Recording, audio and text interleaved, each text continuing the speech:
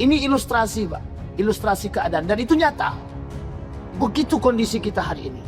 Bisa orang berduit, bisa meminta orang lain.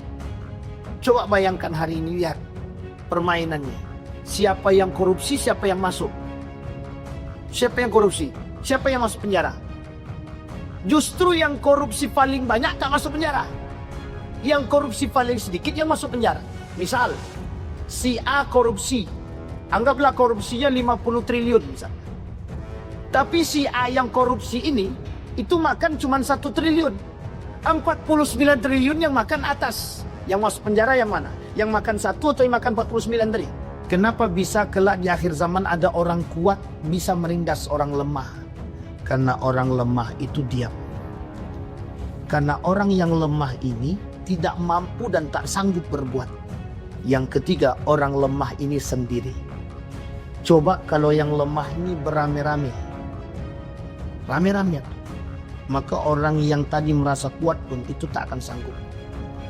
Kita sekarang begitu. Saya sangat-sangat setuju sekali para koruptor itu ditembak mati. Betul dikata di belakang. Bapak Ibu sekalian yang berbahagia, kembali kepada poin tadi. Di dalam hadis Nabi itu ada 10 tanda kiamat besar. Nah, kita sebelum masuk ke 10 tanda kiamat besar, kita masuk fenomena akhir zaman sebelum masuk 10 tanda besar tadi. Tanda-tanda kiamat kecil. Dan tanda-tanda kiamat kecil ini kata Syekh Al-Arifi dalam kitabnya Nihayatul Alam, itu perkataan Nabi pasti terbukti. Pasti. Kita ambil contoh. Satu di antara hadis. Apa kata Nabi dalam hadisnya? Dakhala alayya Rasulullah sallallahu alaihi wasallam wa huwa yaqul, "Ya Aisyah, qawluka asra ummati bilihatat."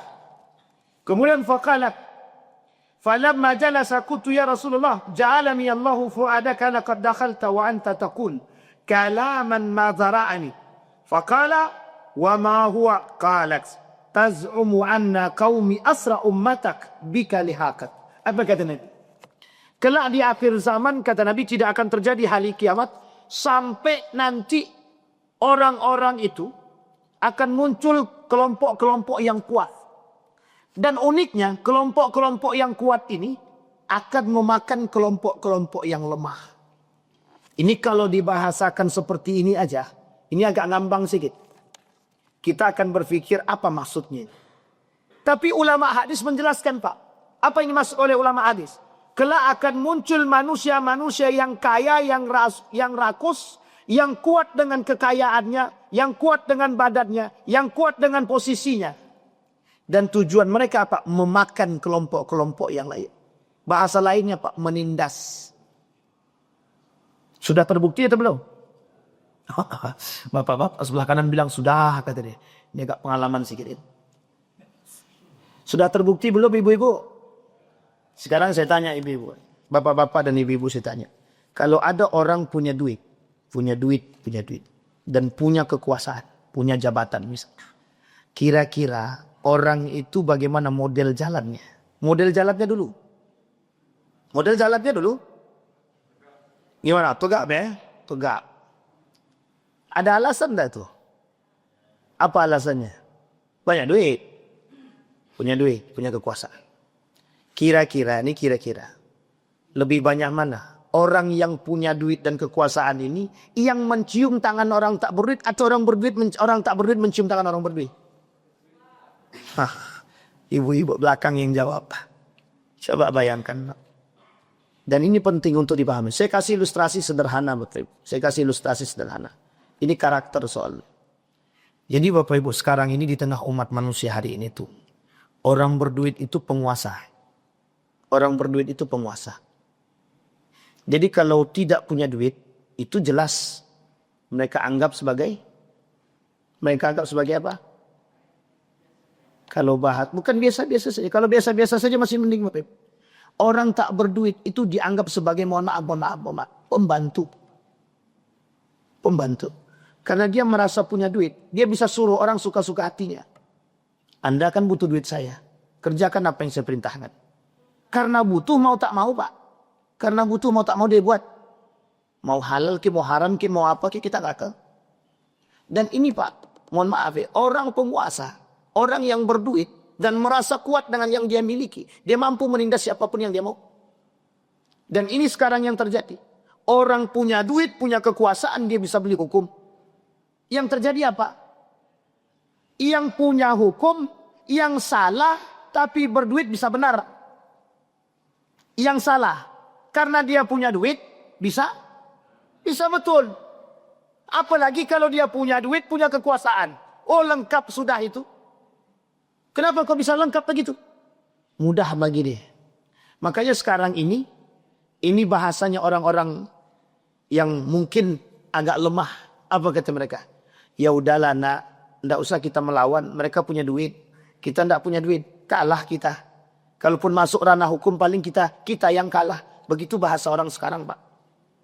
Kenapa begitu? Padahal yang salah dia. Kenapa kita tak berani memperjuangkan? Karena kita merasa lemah. Karena kita tak punya duit. Maka orang sekarang ini berpikir, Pak, untuk main jalur hukum. Kalau tak punya duit, dia berpikir untuk main jalur hukum. Tidak usahlah, pakai jalur kekeluargaan ajalah. Kalau pakai jalur kekeluargaan, ini cerita nyata. Satu ketika ada seorang pemuda. Seorang pemuda ini nabrak seorang anak. Anak orang kampung lah, ditabrak.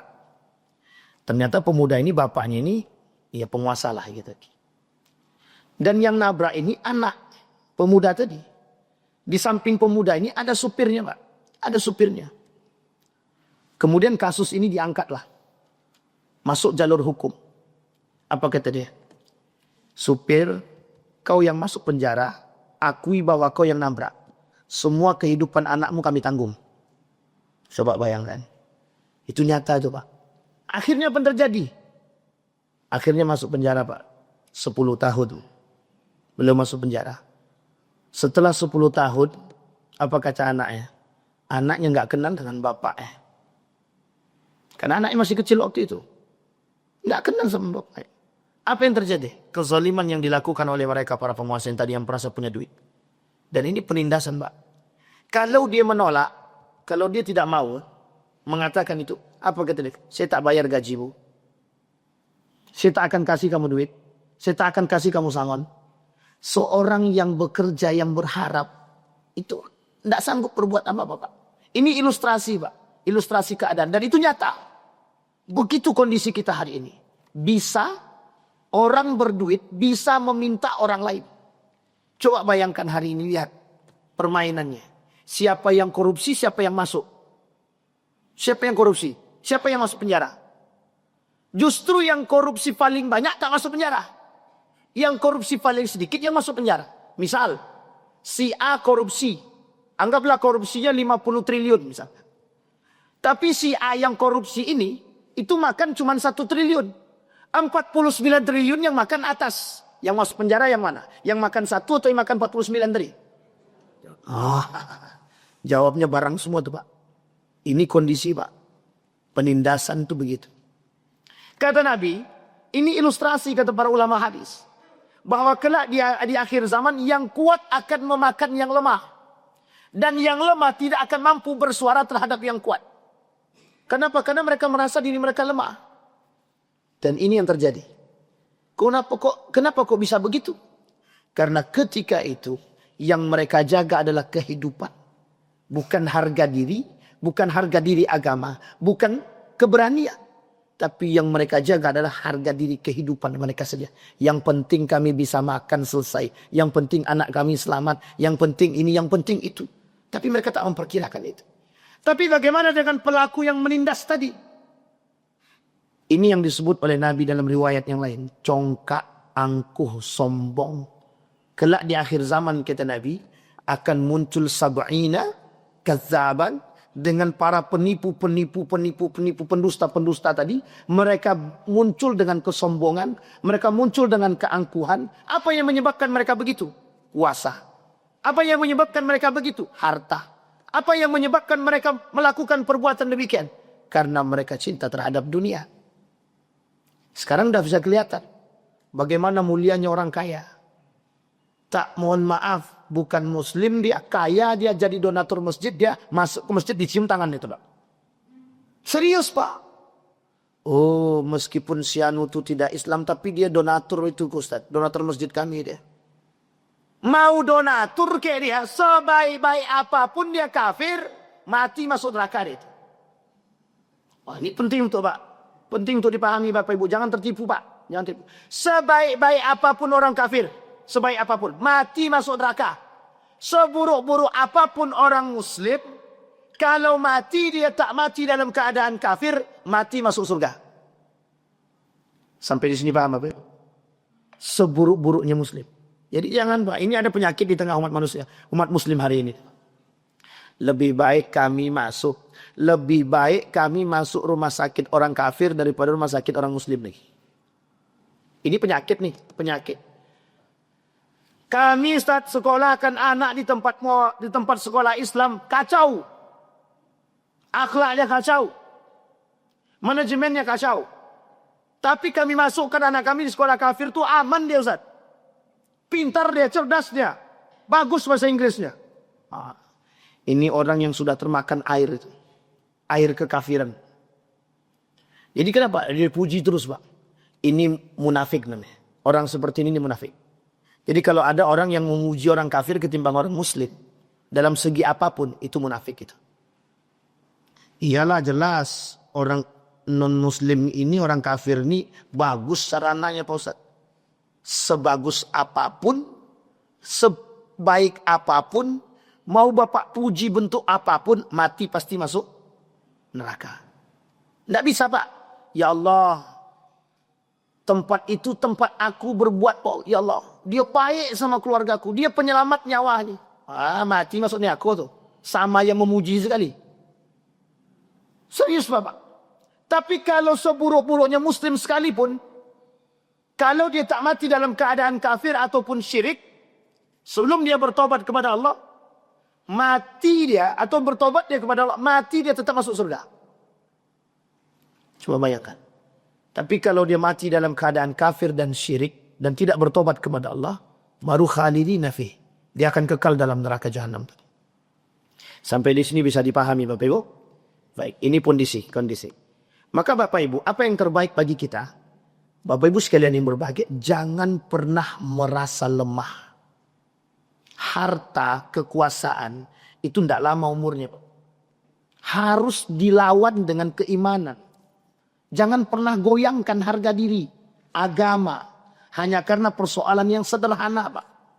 Jangan korbankan agama, jangan korbankan harga diri, jangan korbankan keimanan, hanya karena persoalan dunia. Allah tak pengen Pak. Gak mau Allah. Meskipun kalau kaitannya dengan nyawa itu dibenarkan. Kaitannya dengan nyawa. Ini tidak ada kaitannya dengan nyawa. Tidak akan mati juga. Harus berpegang teguh. Nah yang seperti ini kata Nabi kelak di akhir zaman hilang. Dia akan sedikit demi sedikit hilang. Dari tubuh umat mukmin tadi. Sehingga mereka nyaman dengan kelemahan mereka. Mereka nyaman dengan diri mereka. Kenapa? Karena mereka berpikir saja, kami cari aman saja. Nah, sekarang saya tanya Bapak Ibu, orang mukmin sekarang lebih banyak mencari aman atau melawan? Cari aman atau melawan?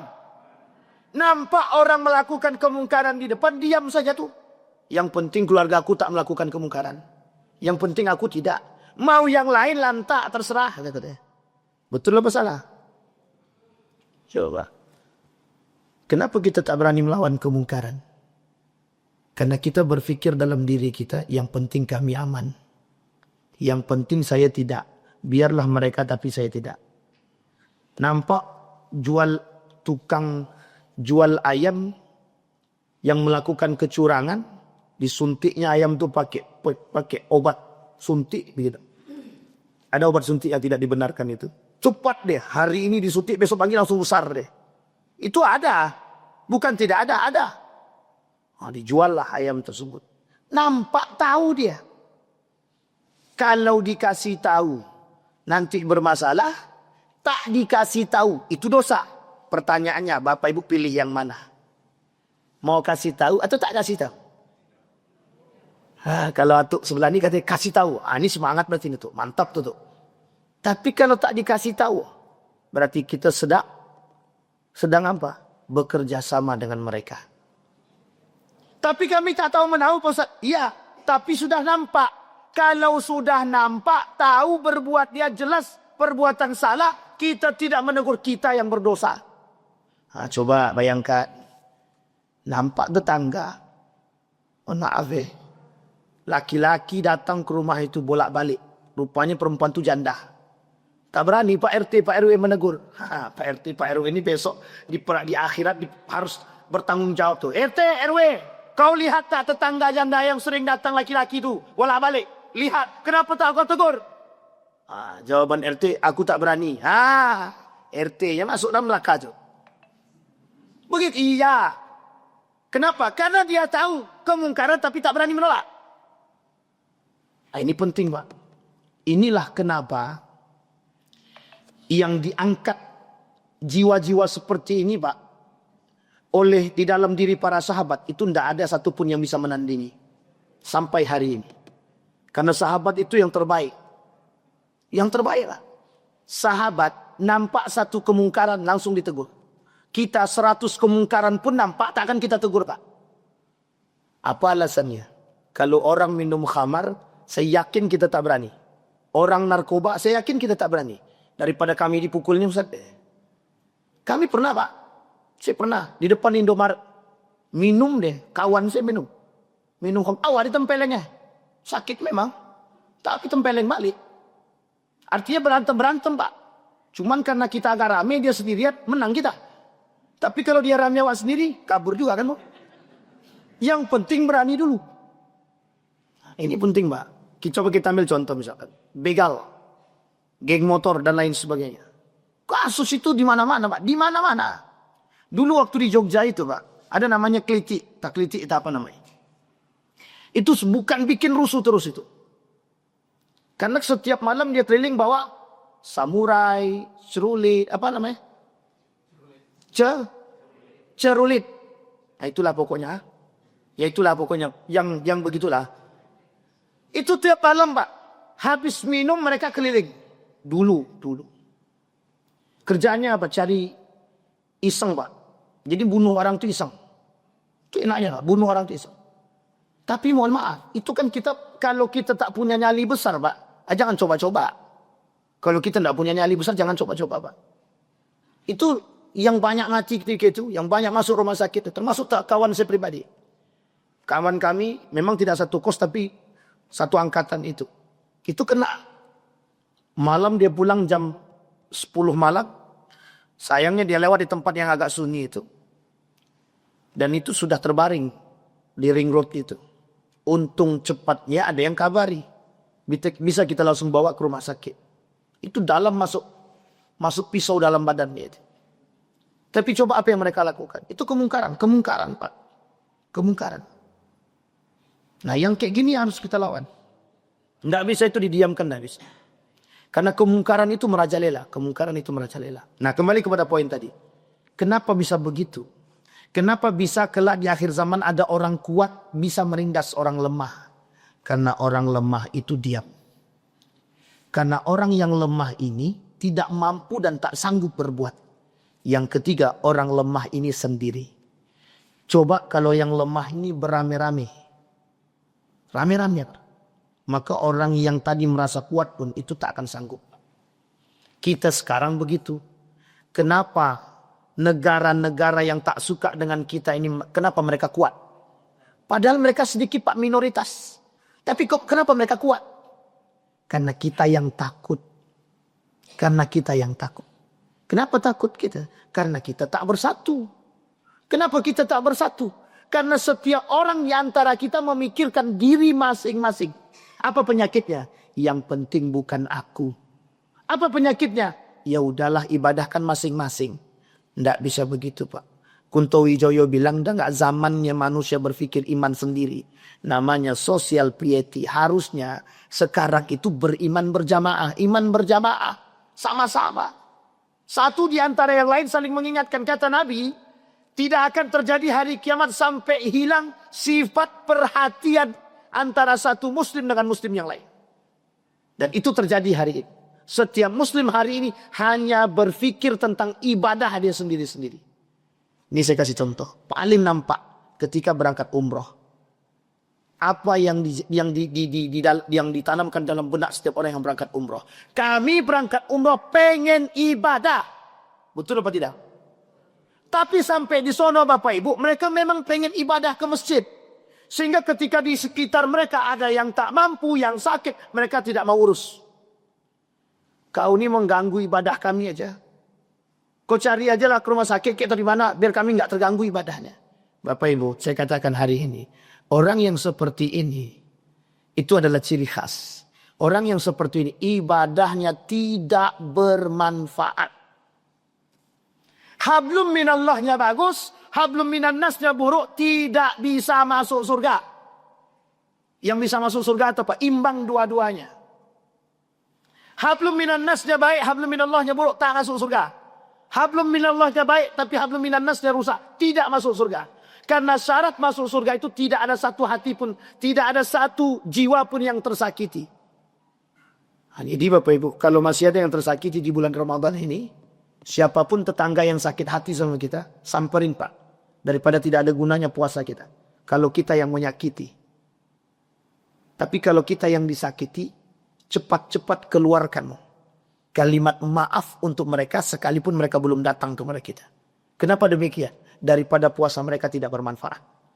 Karena orang yang melakukan kezaliman terhadap siapapun umat manusianya, satu orang saja, itu amal ibadahnya tidak Allah terima. Pertanggungjawabannya harus di dunia. Yang kedua dalam puasa, Allah tidak mau terima amal ibadahnya. Namanya muhbitat.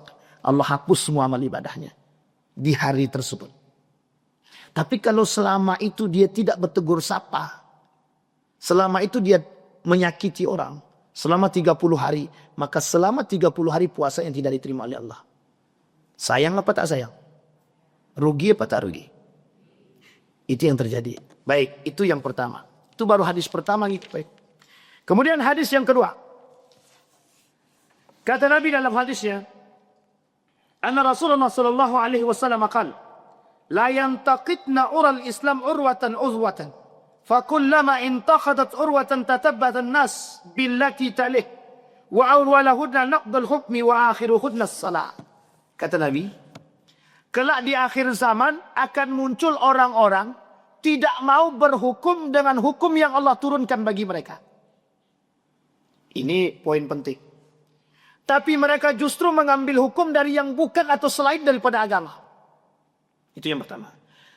Yang kedua, kelak di akhir zaman, hukum Allah ini akan hilang.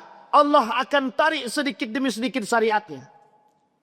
Yang ketiga, kata Nabi, kelak yang akan hilang dari umat mukmin adalah, yang terakhir hilang dari umat mukmin adalah salat. Ada 3 poin.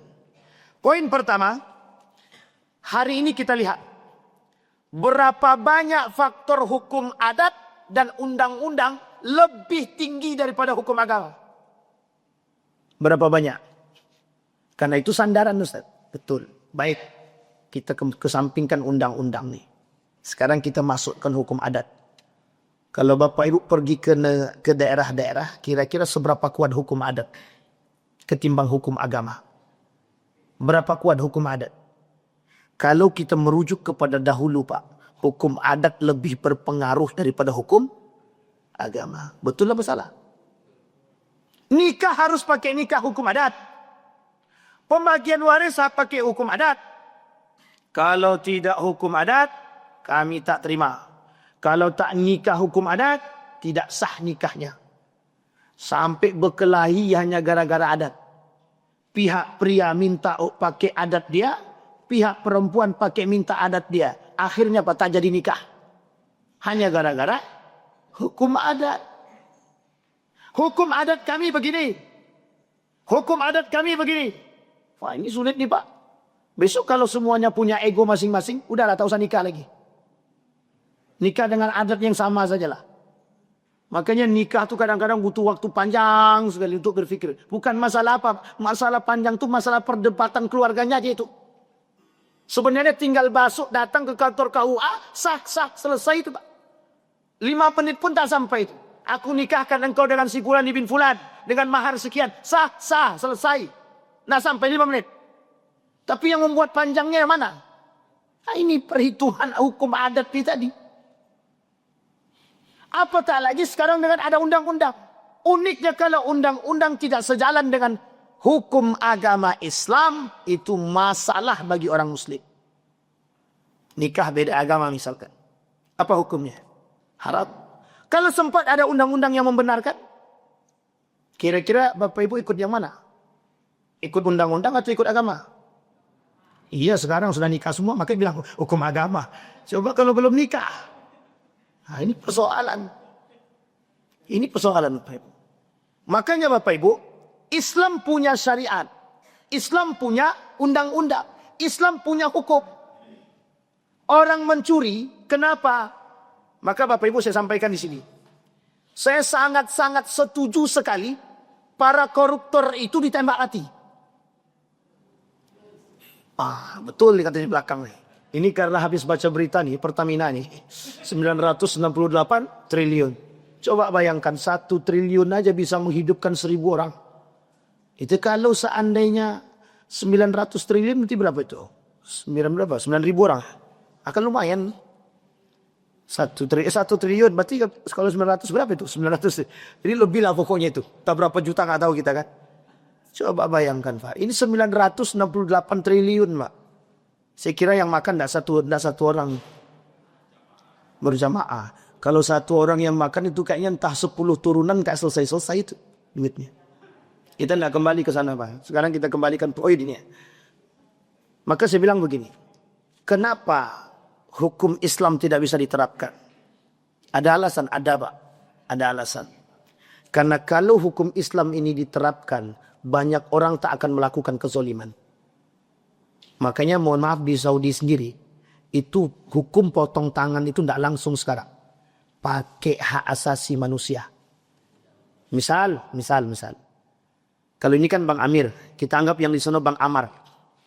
Bang Amar maling Pak, maling. Kalau dulu Pak, maling dia langsung ambil, tangkap, ketahuan, dibawa ke masjid Kisos di hari Jumat langsung dikisos. Langsung dipotong tangannya Pak. Tapi sekarang tak. Panggil dulu orang tuanya. Bu, anak ibu, anak bapak ini mencuri. Tolong diajarkan ya. Tolong dinasihati. Oke, selesai. Namanya SP1. Buat lagi dia, panggil Pak SP2. Sudah 3 kali buat, baru dipotong tangannya. Itu pun ada standarnya. Kalau cuma 100 rial, tidak potong tangan. Nah, di atas 1.000 rial baru potong tangan. Tidak bisa main potong aja. Kenapa? Sudah masuk namanya hak asasi manusia. HAM. Ini penting untuk dipahami.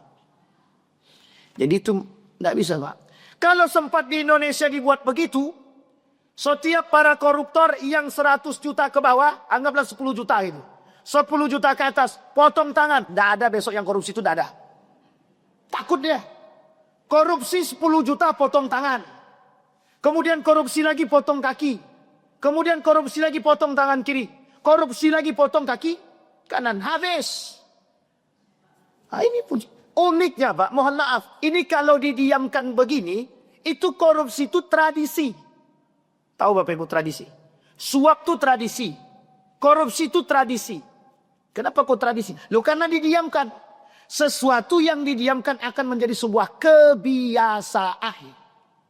Tapi sekarang Ustaz udah kuat. Pokoknya semua dicari tahu. Alhamdulillah. Asal duitnya balik.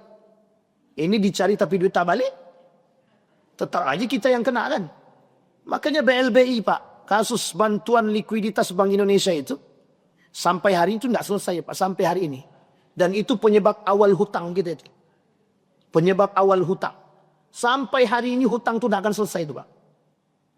Sampai kapan kita pun tidak tahu. Makanya ada pernyataan anak baru lahir sudah menanggung hutang. Nah, kembali kepada poin tadi. Karena tidak berhukum kepada hukum agama. Uniknya hukum agama itu hanya dijadikan alternatif kedua.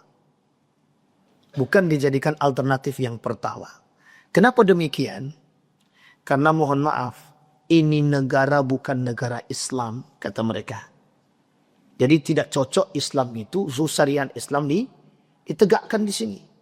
Aceh yang kota yang meminta kepada Soekarno untuk diberikan keistimewaan karena menjalankan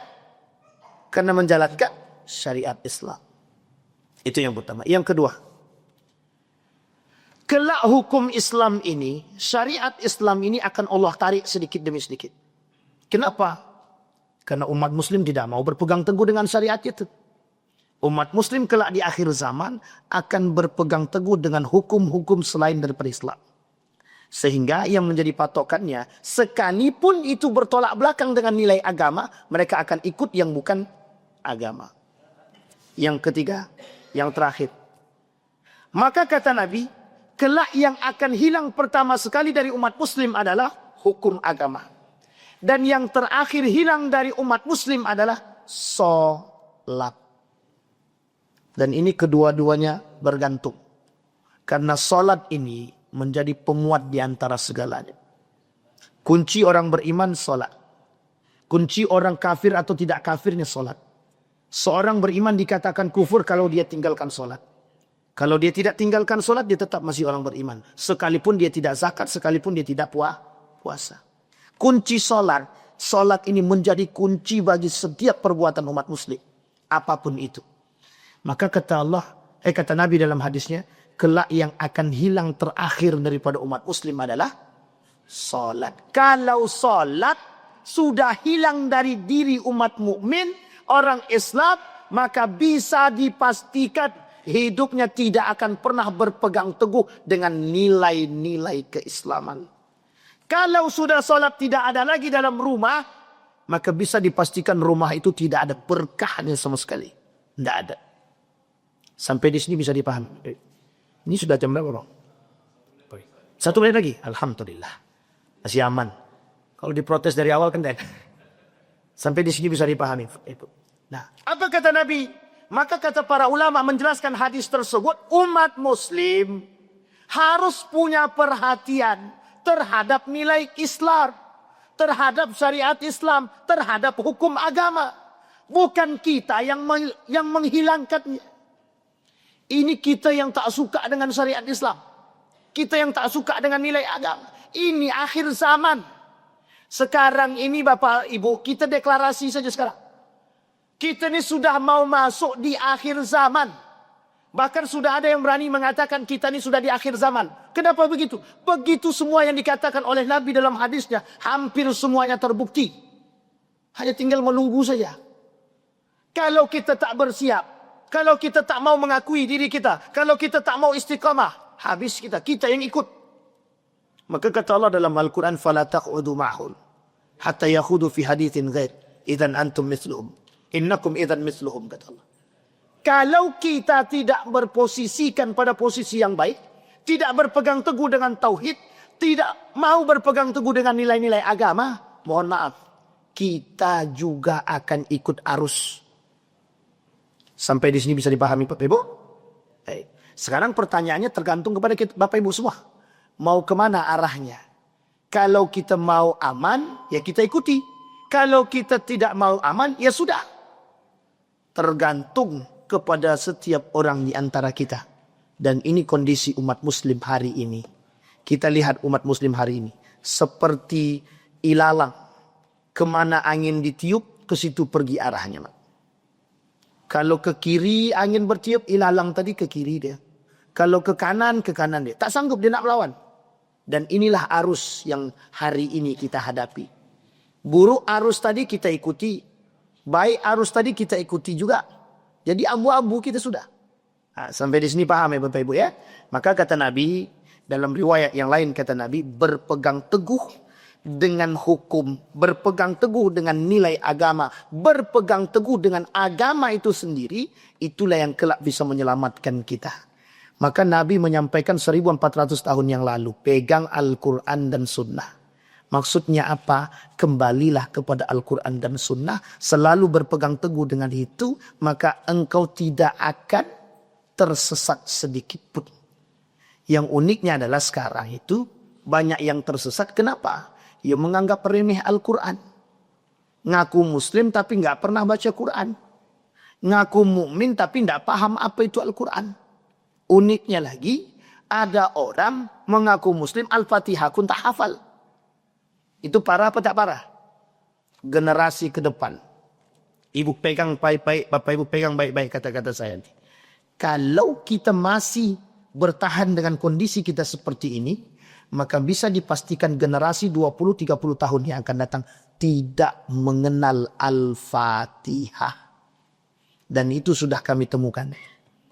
Sudah kami temukan ada mahasiswa tidak hafal Al-Fatihah. Coba bayangkan. Masih mending tidak hafal Ustaz. Ini bersahadat pun tidak katanya. Sampai di sini paham Bapak Ibu ya. Ini kondisi fenomena namanya Bapak Ibu. Inilah yang disebut dengan fenomena akhir zaman. Mudah-mudahan ada manfaatnya bagi kita semua. Kita berdoa kepada Allah. A'udzu billahi minasyaitonir rajim. Bismillahirrahmanirrahim. Alhamdulillahirabbil alamin. Hamdal syakirin, hamdan na'imin. Hamdan yuwafi ni'amahu wa yukafi'u mazidah. Ya Rabbana lakal hamdu kama yanbaghi li jalali wajhikal karim wa 'azimi sultanik. Allahumma faqihna fid din wa 'allimna ta'wil. اللهم انصر من نصر الدين واخذل من خذل المسلمين اللهم اعنا على ذكرك وشكرك وحسن عبادتك اللهم انفعنا بما علمتنا وارزقنا علوما تنفعنا في الدين والدنيا والآخرة اللهم اجعل تجمعنا تجمعا مرحوما واجعل تفرقنا من بعده تفرقا معصوما ربنا ظلمنا أنفسنا وإن لم تغفر لنا وترحمنا لنكونن من الخاسرين اللهم اجعل القرآن العظيم ربيع قلوبنا ونور صدورنا وجلاء أهذاننا وذهاب همومنا وغمومنا ربنا آتنا في الدنيا حسنة وفي الآخرة حسنة وقنا عذاب النار والحمد لله رب العالمين السلام عليكم ورحمة الله وبركاته